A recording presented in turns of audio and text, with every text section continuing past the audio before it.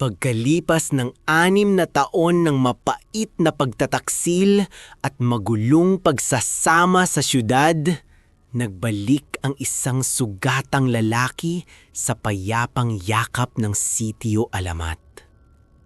Sa gitna ng malalawak na bukirin at mga puno ng mangga, hinanap niya ang katahimikang matagal nang ninakaw ng malupit na tadhana.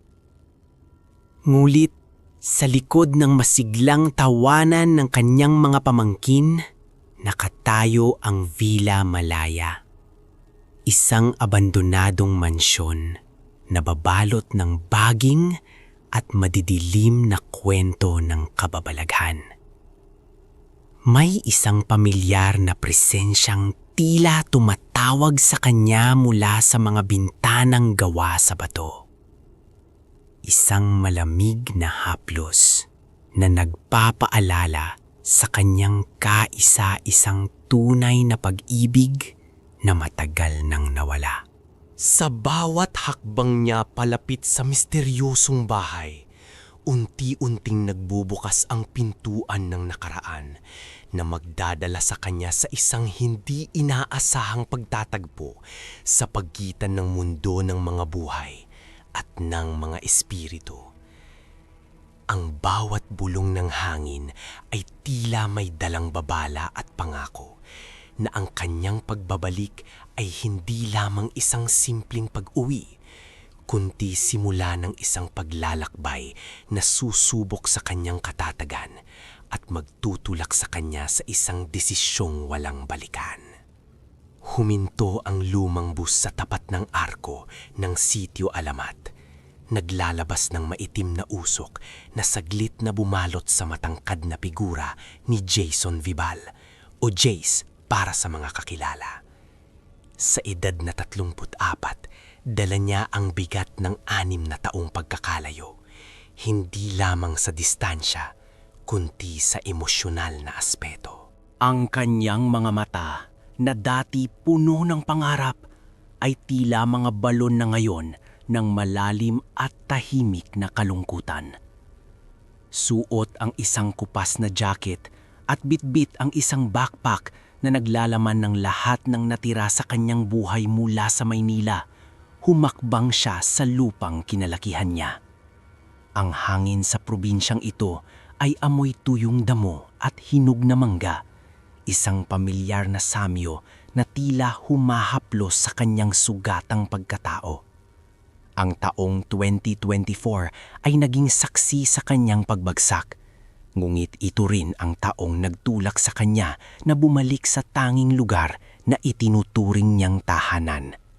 Sinalubong siya ng malakas na sigaw ni George Panganiban o Jello, ang kanyang 12 taong gulang na pamangkin. Si Hello ay isang payat na bata, laging nakasuot ng maluwag na t-shirt at hindi kailanmang bumibitaw sa kanyang cellphone. "Tito Jace, nandito ka na!" Ang masayang bati ng bata, habang ang mga mata nito ay mabilis na bumabalik sa screen ng kanyang gadget. Sa kabila ng pagiging abala sa laro, ramdam ni Jace ang init ng pagtanggap ng bata. Isang uri ng pagmamahal na hindi niya naramdaman sa kanyang asawang nagtaksil sa kanya sa loob ng mahabang panahon. Ang bawat hakbang ni Jace patungo sa kanilang lumang bahay ay puno ng mga gunita ng taong 2018. Ang taong kung kailan siya lumisan mula sa Sitio Alamat ng may dalang pag-asa. Linggid sa kaalamang ang lungsod ay magiging isang malupit na bilangguan para sa kanyang puso. Habang naglalakad sila sa sementadong kalsada, hindi naiwasan ni Jace na mapatingin sa direksyon ng Villa Malaya. Ang mansyong iyon nagawa sa matatandang bato at nababalot na ng makakapal na baging ay tila isang higanting nagmamasid sa buong nayon mula sa kinalalagyan nito sa itaas ng burol. Ito ang sentro ng mga kwentong kababalaghan sa Sitio Alamat. Sinasabi ng mga matatanda na may isang batang babae na nagpapakita sa mga bintana nito. isang biktima ng trahedyang hindi malimutan ng kasaysayan. Ngunit para kay Jace, ang Villa Malaya ay higit pa sa isang haunted house. Ito ang lugar kung saan huling nanahan ang mga alaala ni Rachel Gatus o Ria. Ang babaeng sa edad na 28 ay nananatiling maputla ngunit maganda sa kanyang mga panaginip. Si Ria ang kanyang kaisa-isang tunay na pag-ibig. Ang babaeng may mahabang itim na buhok at maamong mukha na tapat na naghintay sa kanya. Ngunit pumanaw bago pa man niya maibigay ang buhay na nararapat para dito. Ang pagbabalik ni Jace ay hindi lamang pagtakas mula sa magulong siyudad at sa masakit na pagtataksil ng kanyang asawa. Ito ay isang paghahanap ng kasagutan sa katahimikang matagal ng ninakaw ng malupit na tadhana. Sa loob ng 6 na taon, ang bawat gabi sa Maynila ay tila isang parusa, kung saan ang bawat sulok ng kanilang maliit na apartment ay nagpapaalala sa kanya ng mga kasinungalingan at magulong pagsasama. Ngayon, sa katahimikan ng Sitio Alamat, ang taming ingay na naririnig niya ay ang tibok ng sarili niyang puso na tila naghahanap ng kapayapaan sa ilalim ng mga puno ng mangga at malalawak na bukirin. Ngunit sa likod ng masiglang tawanan ng kanyang mga pamangkin, ang Villa Malaya ay tila may ibinubulong sa kanya. Isang malamig na haplos manipapaalala sa kanya na mayroon pa siyang hindi natatapos na usapan sa nakaraan. Pagdating sa bahay, ang amoy ng luto ng kanyang ina ay agad na nagpabagsak sa kanyang depensa. Ang pamilyar na lasa ng sinigang at ang mainit na kanin ay tila gamot sa kanyang pagod na kaluluwa. Gayunpaman, sa gitna ng kanilang masayang hapunan, ang usapan ng mga bata ay nauwi sa kinatatakutang Villa Malaya. Sabi nila, "Tito, may nakita raw na bata sa bintana kagabi." Umiiyak daw at humihingi ng tulong. Kwento ni Helo habang mabilis na nagtitipa sa kanyang cellphone. Ang mga kapatid ni Helo ay nakikinig ng may halong takot at pananabik. Napansin ni Jace ang kakaibang kaba sa kanyang dibdib, hindi dahil sa takot sa multo, kundi dahil sa pakiramdam na ang mansyon iyon ay may koneksyon sa kanyang pag-uwi. Gusto niyo bang malaman kung totoo ang mga kwento? Tanong ni Jace, isang mapaglarong ngiti ang sumilay sa kanyang mga labi sa unang pagkakataon. Mag-ghost hunting tayo mamaya. Ang ideyang ito ay nagmula sa kanyang pagnanais na takutin ang mga bata at kahit paano ay makalimot sa sarili niyang mga problema. Ngunit sa kaibuturan ng kanyang isip, may isang bahagi niya ang gustong pumasok sa mansyong iyon, hindi para sa laro, kundi dahil sa isang pamilyar na presensya na tila tumatawag sa kanyang pangalan sa tuwing umiihip ang hangin mula sa direksyon ng villa. Alam niya na ang Villa Malaya ay hindi lamang isang abandonadong gusali. Ito ay isang pintuan patungo sa isang mundong matagal na niyang pilit na kinakalimutan, ngunit laging bumabalik sa kanyang mga alaala. Habang lumalalim ang gabi, ang buong Sitio Alamat ay nababalot ng isang uri ng katahimikan na nakapanintig palahibo. Ang mga kuliglig ay tila tumitigil sa paghuni sa tuwing lalapit sila sa bakuran ng Villa Malaya. Bitbit ang kanilang mga flashlight, Dahan-dahang lumapit si Jace at ang mga bata sa malaking pintuan ng mansyon. Ang bawat yabag sa tuyong dahon ay tila isang babala. Si Jello, bagamat matapang sa harap ng kanyang cellphone, ay nagsimulang kumapit sa braso ni Jace. Ang mansyon ay gawa sa matitigas na bato na ngayon ay punong-puno na ng mga baging. Ang mga bintanang gawa sa kapis ay marami ng basag na tila mga matang nakatingin sa kanila mula sa kadiliman.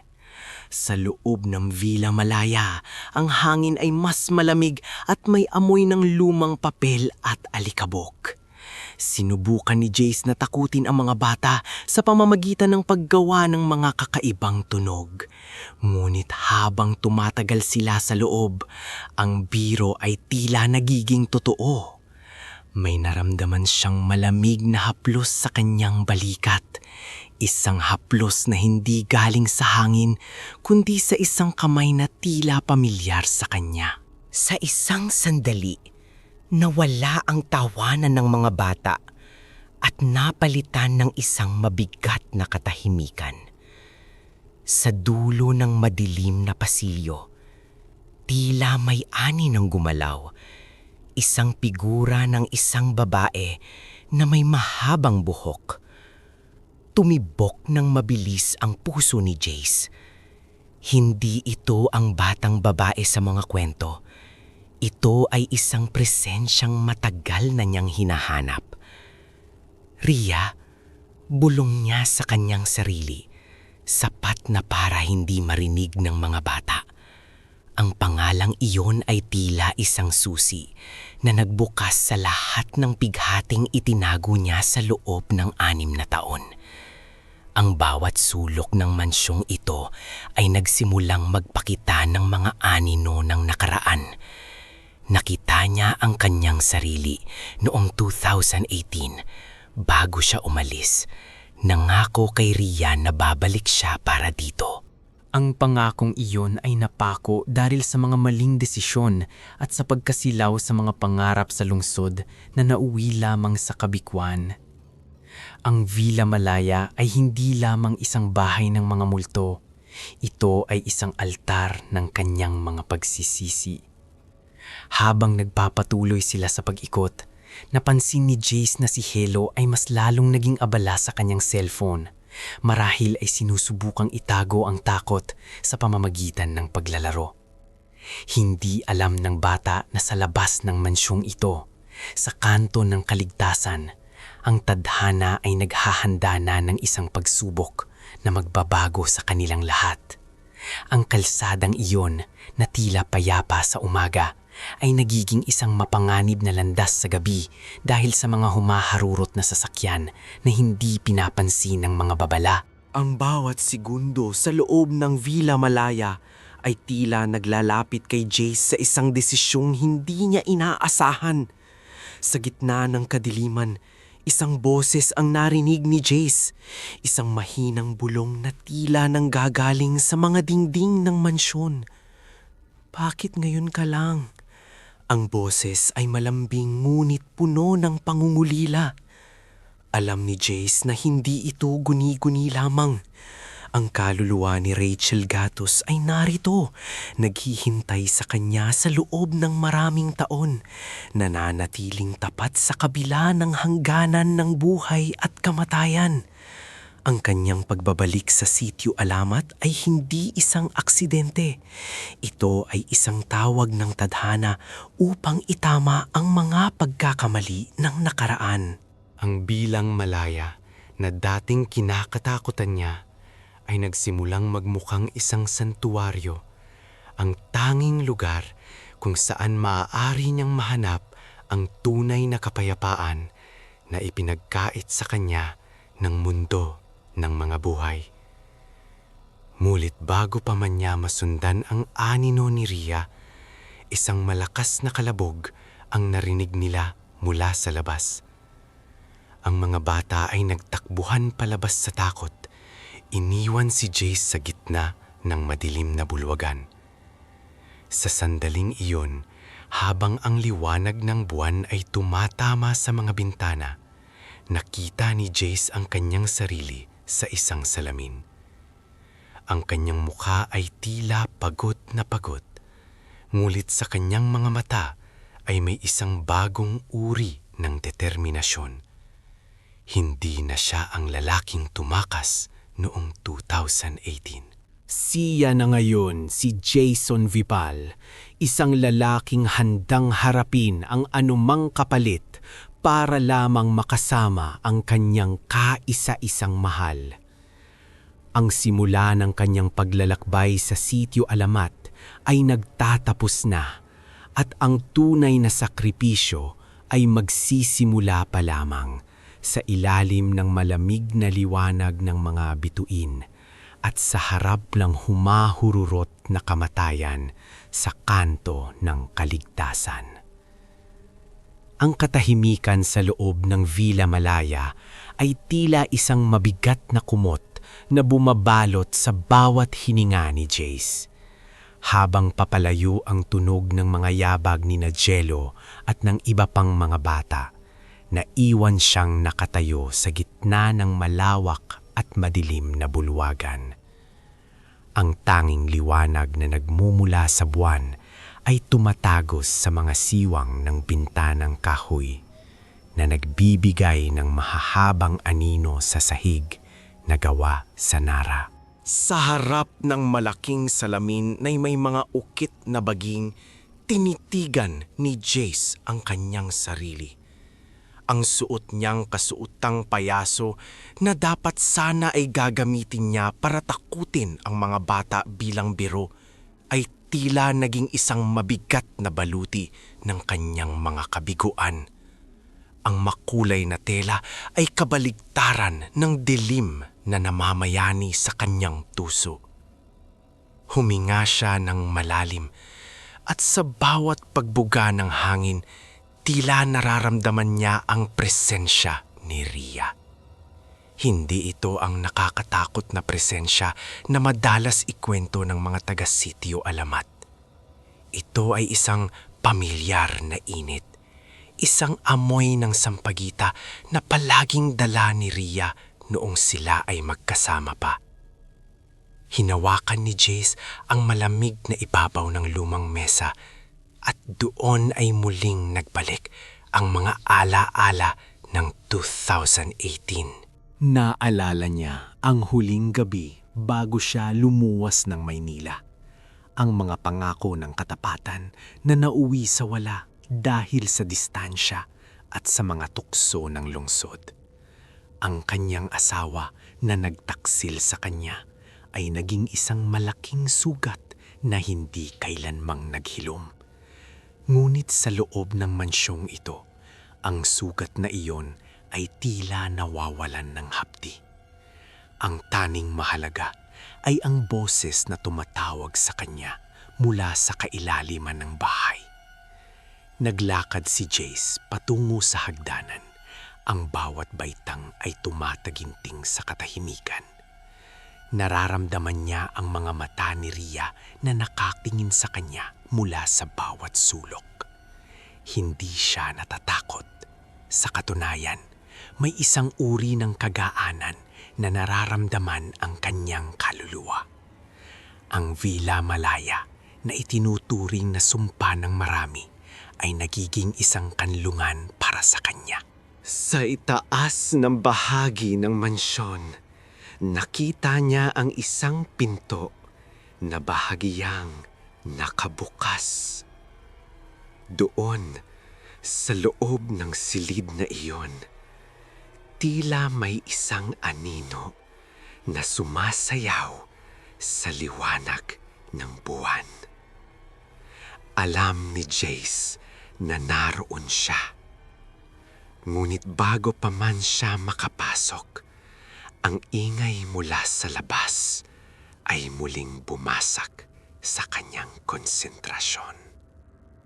Ang tawanan ng mga bata sa basketball court ay naririnig hanggang dito. Isang paalala na siya ay nasa mundo pa rin ng mga buhay. Dahan-dahang lumabas si Jace ng mansyon. Suot pa rin ang kanyang makulay na damit payaso, na ngayon ay tila isang simbolo ng kanyang pagiging estranghero sa sariling bayan. Naglakad siya patungo sa basketball court kung saan naroon sina Jello. Ang gabi ay malamig at ang hangin ay nagdadala ng amoy ng tuyong dahon at usok mula sa mga bahay sa balikid. Nakita niya si Jello na nakaupo sa gilid ng court. Ang mukha ay maliwanag dahil sa liwanag ng kanyang cellphone. Ang bata ay tila lunod na lunod sa mundo ng teknolohiya. Hindi pansin ang panganib na naghihintay sa bawat kanto ng madilim na kalsada. Lumapit si Jace at tinapik ang balikat ni Jello. Nagulat ang bata at napatingin sa kanya. Isang ngiti ang sumilay sa mukha nito nang makita ang tito na nakakostyum pa rin. Nagbiro si Jello tungkol sa kung gaano kapangit ang kanyang make-up. At sa sandaling iyon, naramdaman ni Jace ang isang matinding pagmamahal para sa kanyang pamangkin. Si Jello ang naging tanging liwanag niya sa gitna ng kanyang madilim na pagbabalik. Ngunit sa likod ng tawang iyon, may isang mabigat na pakiramdam na hindi maalis sa dibdib ni Jace. Tumingin siya sa malayo, sa direksyon ng kanto ng kaligtasan. Ang kalsadang iyon ay tila isang mahabang itim na ahas na naghihintay ng biktima. Nagsimulang maglakad ang magkakasama pauwi. Ang mga ibang bata ay nauuna na, nagtatakbuhan at nagkakantiyawan. Si Jace at Jello ay naiwan sa likuran. Si Jello ay hindi pa rin bumibitaw sa kanyang cellphone. Ang kanyang mga daliri ay mabilis na gumagalaw sa screen habang naglalakad sa gilid ng simentadong kalsada. Ang bawat hakbang nila ay tila isang countdown sa isang kaganapang hindi na may iwasan. Napansin ni Jace na ang katahimikan ng gabi ay napalitan ng isang malayong ugong. Isang makina ng malaking sasakyan ang naririnig mula sa malayo, mabilis na papalapit. Sa bawat segundong lumilipas, ang tensyon sa hangin ay lalong tumitindi. Tumingin si Jace sa itaas, sa bintana ng Villa Malaya na matatanaw mula sa kalsada. Doon, sa gitna ng kadiliman ng mansyon, nakita niya ang isang figura. Isang babaeng maputla, may mahabang itim na buhok at nakasuot ng puting damit. Si Rhea. Hindi siya gumagalaw. Nakatingin lang siya ng diretsyo kay Jace. Ang kanyang mga mata ay hindi nagpapakita ng galit, kundi ng isang malalim na pangungulila at paanyaya. Sa sandalong iyon, nagkaroon ng malinaw na koneksyon sa pagitan ng dalawang mundo. Alam ni Jace na ang oras na hinihintay niya ay dumating na. Ang ugong ng truck ay naging isang malakas na dagundong. Ang mga ilaw nito ay nagsimulang tumama sa mga puno sa gilid ng kalsada, nagbibigay ng nakakasilaw na liwanag na bumubulag sa sinumang tumingin dito. Si Jello, naabala pa rin sa kanyang laro, ay hindi napansin na siya'y unti-unti nang napupunta sa gitna ng kalsada. Ang bata ay tila nasa loob ng sariling mundo, walang kamalay-malay sa humaharurot na kamatayan na nasa kanyang likuran. Sumigaw ang ibang mga bata, ngunit ang hangin ay tila nilalamon ng kanilang mga boses. Tumigil ang mundo para kay Jace. Tumingin muli siya kay Rhea sa bintana at pagkatapos ay kay Jello. Ang pagpipilian ay malinaw, ngunit hindi ito isang pagpipilian na puno ng takot. Ito ay isang pagpipiliang puno ng layunin. Ang 6 na taon ng paghihirap, ang pagkakanulo ng kanyang asawa, ang kalungkutan ng pag-iisa. Lahat ng iyon ay nagdala sa kanya sa sandaling ito. Ang Villa Malaya ay hindi na isang haunted house. Ito ay naging pintuan patungo sa kapayapaan. Ang kanyang kasuatang payaso ay hindi na isang biro. Ito na ang kanyang huling anyo sa mundong ito. Nararamdaman na ni Jace ang init mula sa makina ng truck. Ang hangin na itinutulak ng mabilis na sasakyan ay humahampas na sa kanyang balat. Nakita niya ang takot sa mga mata ng driver ng truck nang subukan nitong apakan ang premo. Ngunit huli na ang lahat. Ang bigat ng sasakyan at ang bilis nito ay hindi na mapipigilan. Sa isang iklap, nagtagpo ang mga mata ni Jace at ni Rhea. Sa huling pagkakataon, bilang isang taong may buhay. Isang ngiti, isang tunay at payapang ngiti ang sumilay sa mga labi ni Jace. Hindi ito ngiti ng isang taong sumusuko, kundi ng isang taong sa wakas ay nakahanap ng kanyang destinasyon. Inihanda ni Jace ang kanyang buong lakas. Ang bawat kalamnan sa kanyang katawan ay tumigas para sa huling pagkilos. Alam niya na ang kanyang buhay ay may kapalit at ang kapalit na iyon ay ang kinabukasan ni Jello at ang kanyang sariling kaligayahan sa piling ni Rhea. Ang tensyon ay umabot sa suktulan nang ang truck ay ilang metro na lamang ang layo.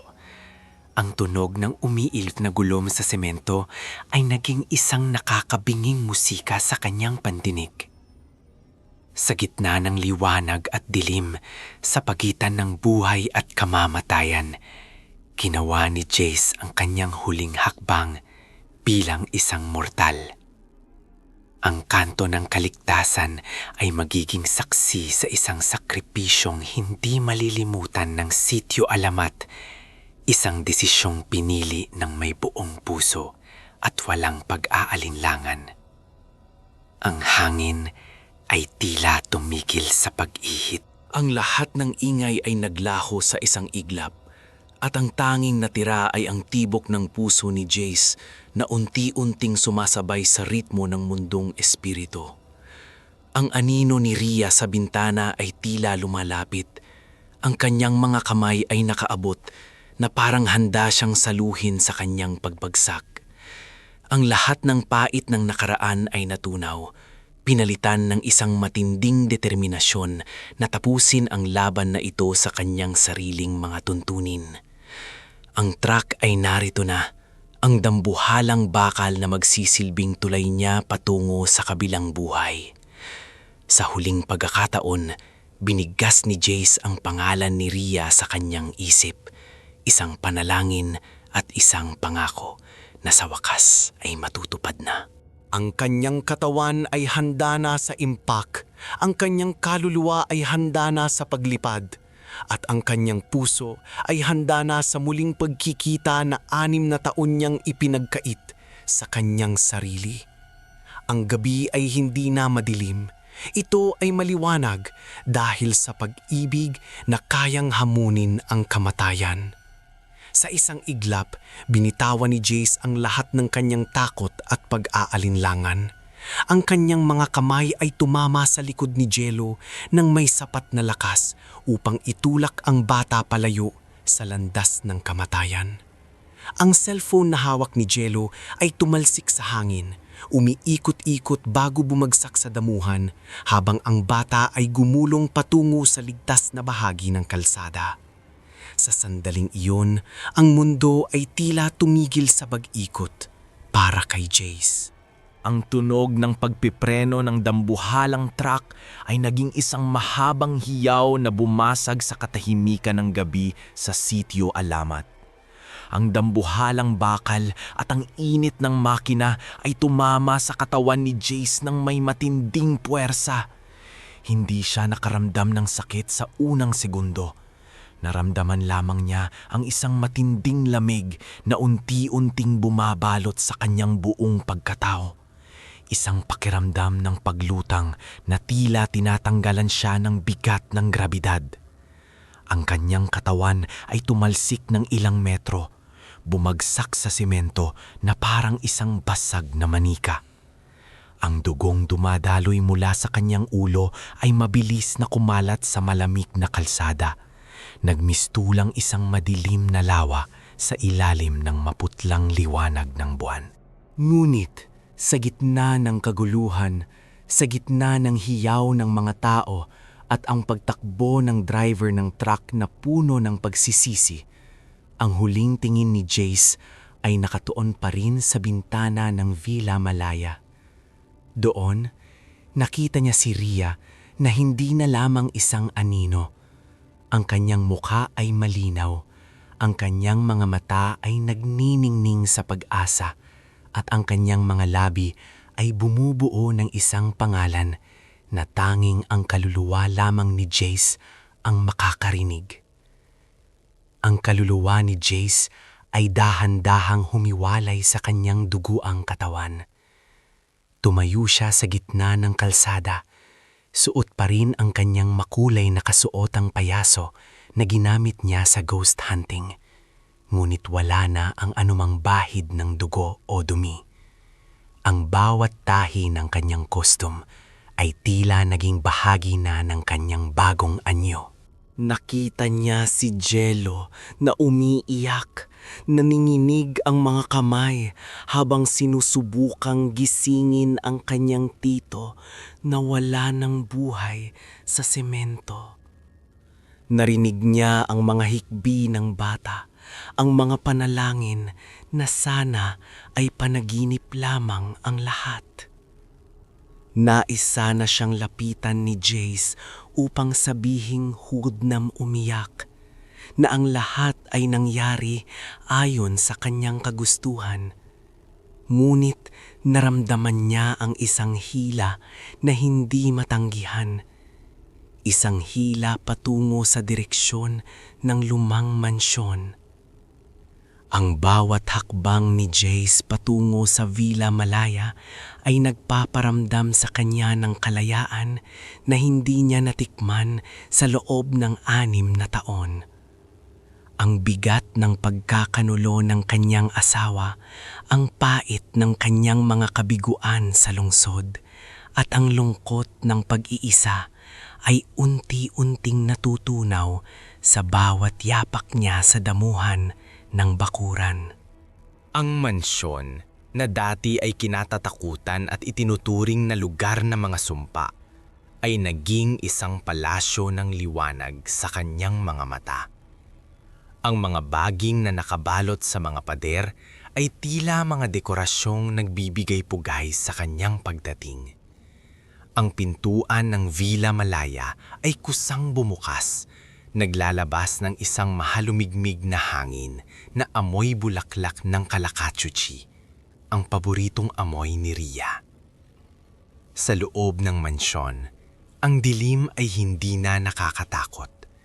Ang bawat sulok ay puno ng mga alaala na tila mga pelikulang naglalaro sa hangin.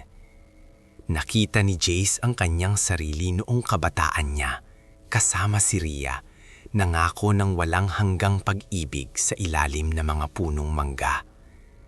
Sa dulo ng mahabang pasilyo, sa paanan ng malaking hagdanang gawa sa Nara, nakatayo si Ria. Ang kanyang puting kasuotan ay kumikinang. Ang kanyang mahabang itim na buhok ay tila sumasayaw sa hangin kahit walang ihip nito. Wala nang distansya sa pagitan nila. Ang 6 na taon ng paghihintay, ang 6 na taon ng pangungulila sa magkabilang mundo ay natapos sa isang yakap na hindi kayang ibigay ng mga buhay. Ang lamig ng kamatayan ay tuluyang napalitan ng init ng isang wagas na pag-iibigan. Nagbalik ka, bulong ni Ria, Ang boses ay parang musika na nagpapakalma sa bawat hibla ng pagkatao ni Chase. "Hindi na ako muling aalis," sagot ni Chase, habang hinahawakan ang mukha ng babaeng tanging minahal niya. Sa labas ng mansyon, ang mundo ng mga buhay ay nagpatuloy sa kanilang pagdadalamhati. Ang libing ni Jace ay dinaluhan ng buong sitio Alamat. Itinuring siyang bayani dahil sa pagsagip kay Jello. Ang bata ay hindi kailanman nakalimot. Araw-araw siyang dumataan sa harap ng Villa Malaya. Nag-iiwan ng mga bulaklak sa tapat ng gate at laging tumitingin sa itaas na bintana. Ngunit hindi natakot ang nararamdaman ni Jello. Sa tuwing titingin siya sa mansyon, nararamdaman niya ang isang mainit na presensya, isang pakilamdam na binabantayan siya ng kanyang tito. Lumipas ang mga taon at ang kwento ni Jace at Rhea ay naging isang alamat sa probinsya. Ang Villa Malaya ay hindi na tinawag na haunted house ng mga residente, kundi bahay ng walang hanggan. Ang mga dumadaan sa gabi ay madalas makakita ng dalawang anino sa bintana, isang magandang babae at isang lalaking nakasuot ng payaso. Hindi silang nananakot. Sa katunayan, ang mga naninirahan sa Sitio Alamat ay naniniwala na ang dalawang kaluluwang ito ang nagbabantay sa kaligtasan ng mga bata sa kalsada. Ang kasuotang payaso ni Chase na dati ay simbolo ng pananakot ay naging simbolo ng kagalakan at sakripisyo. Sa loob ng mansyon, sina Chase at Rhea ay malayang nananahan. Ang mga silid na dati ay puno ng alikabok at kalungkutan ay napuno ng kanilang tawanan. Wala na silang nararamdamang gutom, pagod o sakit. Ang oras ay wala ng kahulugan sa kanilang mundo. Ang bawat sandali ay isang walang katapusang pagdiriwang ng kanilang muling pagkikita. Ang pagpili ni Chase na yakapin ang kamatayan ay hindi naging isang pagkatalo, kundi ang kanyang pinakamalaking tagumpay. Sa kanyang pagtalikod sa mundong puno ng pagtataksil at hirap, nahanap niya ang tanging bagay na mahalaga, ang kapayapaan sa piling ng kanyang tunay na mahal. Ang gabi sa Sitio Alamat ay nananatiling tahimik, ngunit para sa mga nakakaalam ng tunay na kwento, ang katahimikang iyon ay puno ng pag-ibig. Ang kanto ng kaligtasan ay nananatiling saksi sa isang gabi kung saang isang lalaki ay nagpasya na ang buhay ay hindi lamang tungkol sa paghinga, kundi tungkol sa kung sino ang nais mong makasama sa huling hininga.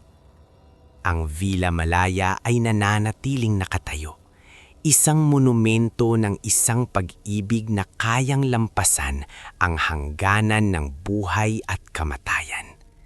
Doon, sa pagitan ng mga anino at liwanag, ang payaso at ang kanyang mahal ay magkasama, masaya at malaya sa wakas. Wala ng luha, wala ng sakit, tanging ang walang hanggang pangako na natupad sa kabila ng kabilang buhay. Ang kamatayang pinili ni Jace ay hindi naging wakas, kundi ang simula ng isang kwentong hindi kailanmang matatapos. Kung naantig ka sa wagas na pagmamahal ni Jason, i-like ang video na ito at mag-subscribe para sa iba pang madadaming kwento.